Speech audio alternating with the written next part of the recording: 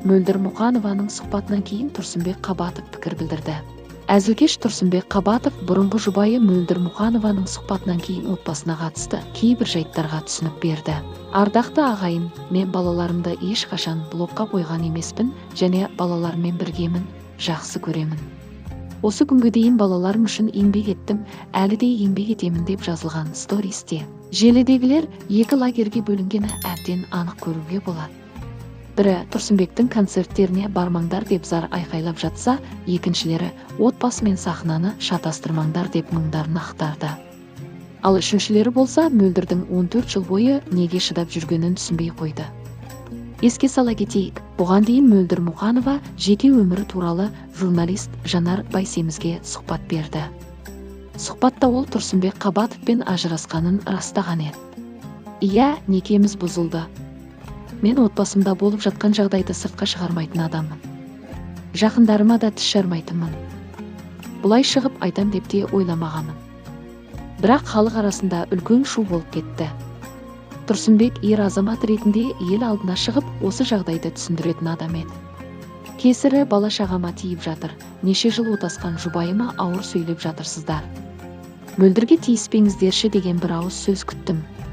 Себебі отбасымыздың екі жаққа кетуіне бірінші себепкер өзі болып тұр.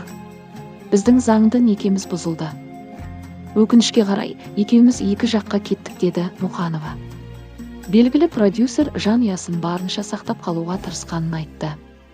Бұл жағдайдың басталғанына 14 жыл болды. 14 жыл бойы үндемей келдім. Сол уақыт бойы сыртқа шығармадым, ішімде сақтадым. 14 жыл бойы үмітпен келдім.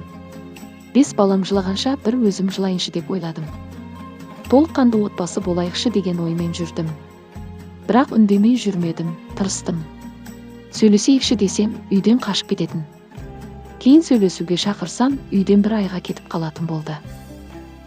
Содан кейін олай айтуға да қорқып қалдым. Бір өкініштісі, себебін түсінбедім.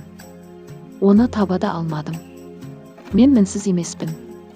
Бірақ Тұрсынбектің өзіне менің тарабымнан қандай кемшілік болғанын естігім келді, деді Қабатовтың бұрынғы әйелі. 24 қабаттан секіруге дайын болдым. Тұрсынбектің өзі тоқтатып қалды. Екеуі Дубайға барып келген екен. Ол кезде мен де Дубайды көрмеген едім. Тұрсынбек негізі жұмыс бабымен бардым деген маған видеоларды көрсетіп отырды. Оны дастархан жасап, отбасымызбен шығарып салдық. Алғаш рет шетелге тапсырыспен кетіп бара жатқан болатын. Бәріміз қуанып жүрміз, сол кезде еріп барайын деген арам ойымда болмапты. Сол келген соң маған видеоларды көрсеткенде бір кадрда бір кісіні көріп қалдым. Сол кезде өзімді қоярға жер таппай терезеге қарай жүгіремін. Оған дейін бірге екендерін естіп жүргенім бар. Ол маған болды, қойдым. Бәрін тоқтаттым, отбасымыз бұзылмайды деп айтып жүрген еді, деді продюсер.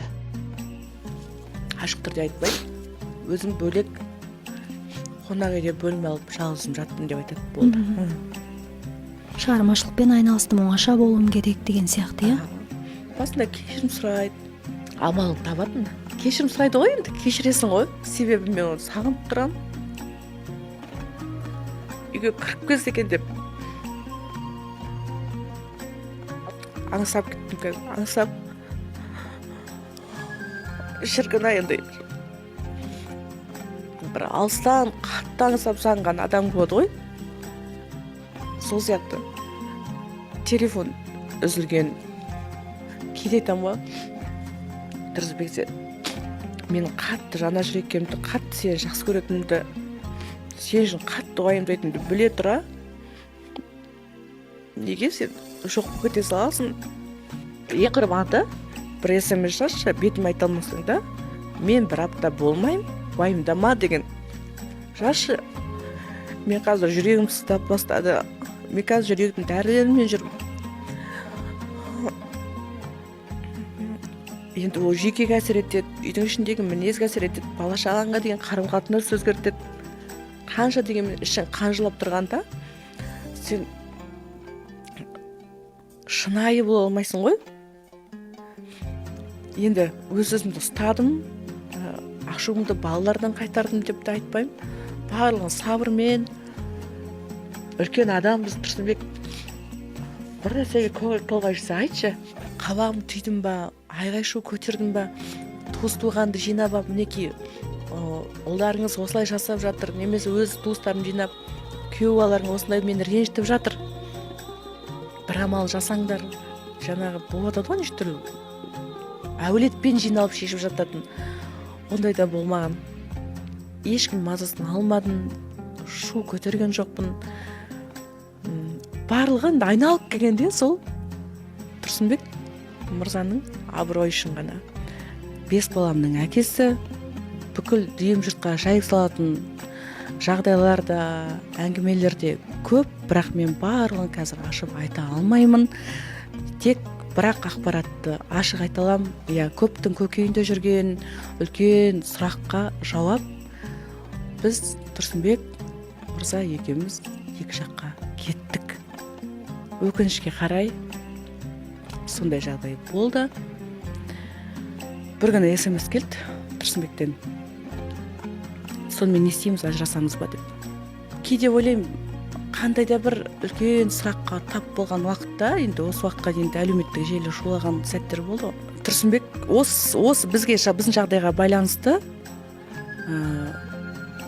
жауапкершілікті екі жақтан ала алмадық. Тұрсынбек ондай сәтте үндемей отырып алады. Тығылып қалады десек те болады. Осы сәтті күттім екен деп ойлаймын.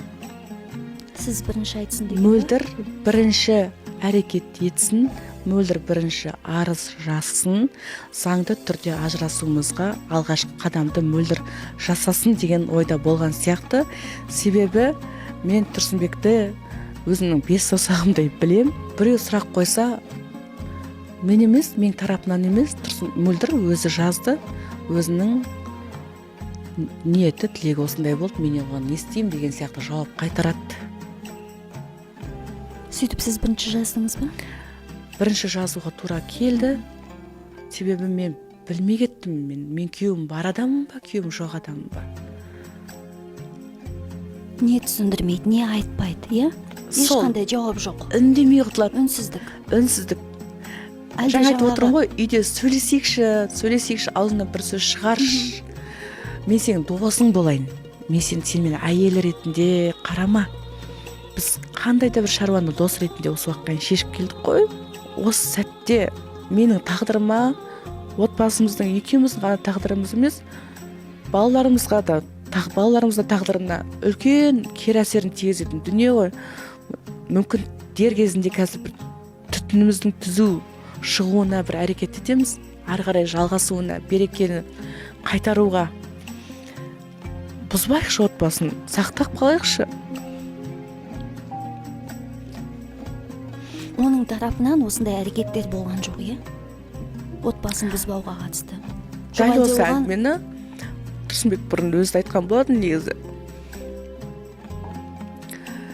Енді 5-ші, 6-ші, 7-ші жылдарға келгенде енді мен ренжимін ғой, барлығын демей отырмын деп айтпаймын. Мен өлем деймін. 24-ші этажда тұрамыз. Секіріп кетуге дайын болған.